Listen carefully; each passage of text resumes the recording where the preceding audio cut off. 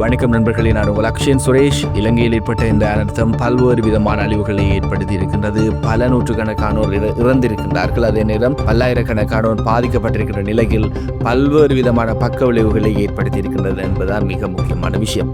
நீங்களே யோசித்து பாருங்க, இலங்கையின் வரைபடத்தை மாற்றக்கூடிய நிலை ஏற்பட்டிருக்கின்றது அல்லது ஏற்பட போகின்றது என்று சொன்னால் அப்படி இருக்கும். அந்த நிலை தான் தற்பொழுது ஏற்பட போகுது. அதே நேரம் ஒட்டுமொத்த நாட்டையும் நிலைகுலைய வைத்திருக்கிற ஒரு விஷயம், 30 வீதமான நிலம் தற்பொழுதும் ஆபத்தில் இருப்பதால் நாடு எப்படி தப்பிக்கப் போகின்றது, இந்த அதிர்ச்சி தகவல்களையும் அதற்கான அரசியல் நிர்பந்தங்களையும் பற்றி தான் இன்றைய தினம் முழுமையாக என்னென்ன விஷயம் நடக்கின்றது, எப்படியான பிரச்சனைகள் வரப்போகின்றது என்பது தொடர்பாக பார்க்க இருக்கின்றோம். இலங்கையின் மொத்த நிலப்பரப்பில் 30 வீதமான பரப்பு மண் சரிவு அபாய எச்சரிக்கைக்குள் தற்பொழுது சிக்கியிருக்கிறது என்பதுதான் மிக முக்கியமான விஷயம். இதைவிட பெரிய அதிர்ச்சி தகவல் என்னவென்றால், நாட்டில் வசிக்கின்ற 36 வீதமான மக்கள், அதாவது இலங்கையில் 100 வீதம் என்றால் 36 வீதமான மக்கள் இந்த மண் சரிவு அபாய எச்சரிக்கை இருக்கின்ற பகுதிகளில் தான் வசிக்கிறாங்கன்றது மிக முக்கியமான ஒரு விஷயமாக காணப்படுகிறது. அதே நேரம் 20,000 சதுர கிலோமீட்டர் பரப்பளவிலான மக்கள் மிக ஆபத்தான ஒரு பகுதியில் வாழ்ந்து கொண்டிருக்கின்றாங்க என்றதான் மிக முக்கியமான ஒரு விஷயமாகவும் காணப்படுகின்றது. ஆனால் அபாயகரமான இந்த சூழலில் இதுவரை 589 இடங்கள் தான் பரிசோதனைக்கு உட்படுத்தப்பட்டிருக்கிறதாக சொல்லப்படுது. கிட்டத்தட்ட 2710 கோரிக்கைகள் இன்னும் நிலுவையில் இருக்கு. இவ்வளவு குறைவான பரிசோதனையுடன் எப்படி மக்களை பாதுகாப்பான பகுதிகளுக்குள் நகர்த்துவது என்பதுதான் அரசாங்கத்துக்கு மிக முக்கியமான ஒரு சவாலாக இருக்குது என்பதுதான் மிக முக்கியமான ஒரு விஷயம். இதற்கு முன் பல நூற்றுக்கணக்கான உயிர்கள் இழந்து விட்டது. இனியும் இதனை தாங்குவதற்கான சக்தி இலங்கை மக்களுக்கு இல்லை. இருப்பினும் மண் சரிவு எச்சரிக்கை மிக பாரிய அளவில் இருக்கின்றது என்பதுதான் மிக முக்கியமான விஷயம். இதனை எவ்வாறு மக்கள் கடக்கப் போகின்றார்கள் என்பதை பொறுத்திருந்து பார்க்க வேண்டியதன் கட்டாயப்பாடு இருக்கின்றது. ஆகவே இது ஒரு இயற்கையின் சீற்றம் மட்டுமல்ல, இது 36 வீத மக்களின் வாழ்வுக்கான மிகப்பெரிய அச்சுறுத்தல் என்பதுதான் இங்கு சுட்டிக்காட்டத்தக்க ஒரு விஷயமாக காணப்படுகின்றது. அடுத்தது, இந்த அனர்த்தம் நாட்டிற்கு ஏற்படுத்தி இருக்கும் நிதிச்சேதமும் புவியியல் மாற்றமும் இது நாம் நினைத்ததை விட மிக மிக அதிகம் என்றுதான் சொல்லியாக வேண்டும். குறிப்பாக மத்திய மலைநாட்டின் பல பகுதிகளில் ஏற்பட்ட அனர்த்தம் காரணமாக இலங்கையின் 3D வரைபடத்திலேயே மாற்றங்கள் வரலாம் என்று நில அளவியல் தகவல் தெரிவிக்கின்றன.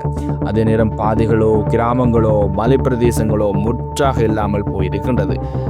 நாட்டின் கடலோர பிரதேசங்களில் 128 கிலோமீட்டருக்கும் அதிகமான பரப்பு மாசுபட்டிருக்குது. இதுவும் நாட்டிற்கு காத்திருக்கும் ஒரு நீண்டகால பாதிப்பு அப்படி என்று சொல்லப்படுகிறது.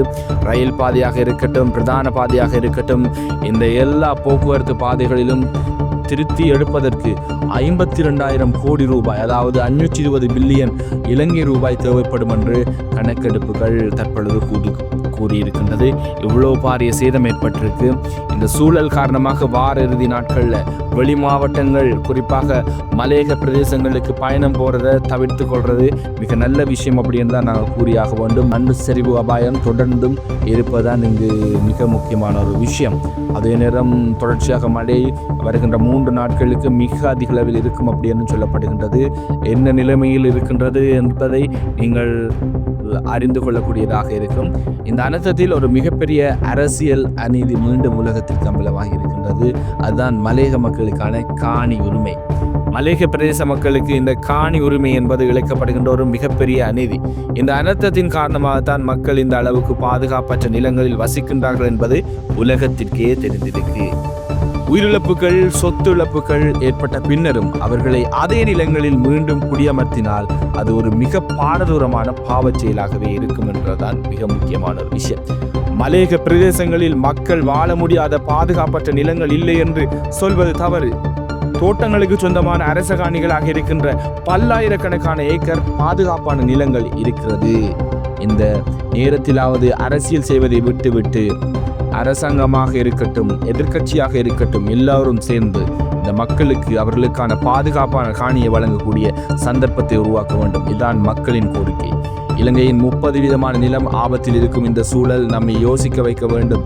ஒரு புறம் இயற்கையின் சீற்றம், மறுபுறம் மக்களை ஆபத்தில் நிறுத்தும் அரசியல். இந்த நிதர்சனம் பற்றி உங்களது அவசரமான கருத்து என்ன? இந்த முக்கியமான தகவலை நீங்கள் முழுமையாக புரிந்து கொண்டீர்களா? உடனடியாக கமெண்ட்ல வந்து சொல்லுங்க. இந்த முக்கியமான செய்திகளை பகிர்ந்து விடுங்கள். நன்றி, வணக்கம். நான் உங்கள் அக்ஷயன் சுரேஷ்.